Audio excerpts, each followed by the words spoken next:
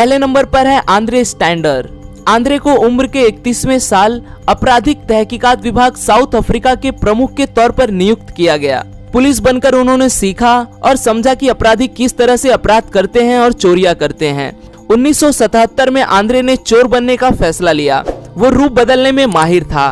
हर बार वो lunch break के दौरान बैंक लूटता और बाद में उसी की तहकीकात करने के लिए वहीं पहुंच जाता। 1977 से लेकर 1980 तक उसने करीब 30 बैंक लूटे, पर उसकी एक गलती से उसी के कलीग ने उसे पहचान लिया, जिसकी वजह से उसे जेल जाना पड़ा। पर ये उसका अंत नहीं था। जेल में आंद्रे और 2 बैंक रॉबर से मिला और उन्होंने जेल से भाग जाने का प्लान बनाया और उसी के तहत वो वहां से भाग निकले। इसके बाद जिस तरह उन्होंने बैंकों को लूटना शुरू किया उसके बारे में क्या कहा जाए। कभी कभी ये चोर दिन में 4-4 बैंक चोरी को अंजाम देते थे और ऐसी कई चोरियों को इन्होंने अंजाम दिया। पर आंद्रे को एक जगह देखे जाने की खबर मिलने के बाद पुलिस वहां पहुंच गई और उसके बाद हुई मुठभेड़ में आंद्रे को गोली लगी और उसकी मौत हो गई। दूसरे नंबर पर है लियोनार्डो नोट्राबाटोलो।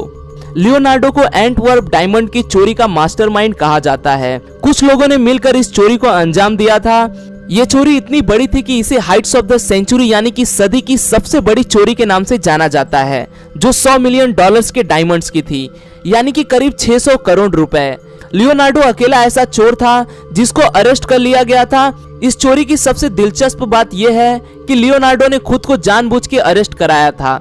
ऐसा कहा जाता है कि अगर ये बात सच है तो वो एक ऐसा अमीर इंसान है जिसे फिर से चोरी के मामले में जेल में नहीं डाला जा सकता, जिसकी उसने पहले से ही सजा काट ली है। तीसरे नंबर पर है द वैक्यूम गैंग। फ्रांस में एक्टिव इस गैंग के चोरी करने का तरीका सबसे अलग था।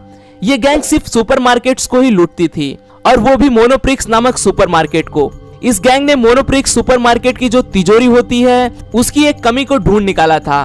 उन्होंने पहचान लिया था कि इसमें ड्रिल करना काफी आसान है और इसका फायदा उठा के इन चोरों ने वैक्यूम क्लीनर की मदद से एक मशीन बना ली। किसी भी मोनोप्रिक्स सुपरमार्केट की तिजोरी को ड्रिल करके होल बनाते और उस होल के जरिए वैक्यूम मशीन से सारे पैसे खींच लेते। 2006 से लेके आज तक इस गैंग ने अब तक 12 सुपरमार्केट्स लूट लिए हैं। ये पैसा होता है तकरीबन $8 लाख। इतना होने के बावजूद मोनोप्रिक्स कंपनी ने अपनी तिजोरी के मॉडल को बदलने से मना कर दिया, पर चोरों की होशियारी इसी से पता चलती है कि इन्हें पकड़ने की कोई भी खबर अब तक नहीं आई है। चौथे नंबर पर है द स्टॉप वॉच गैंग।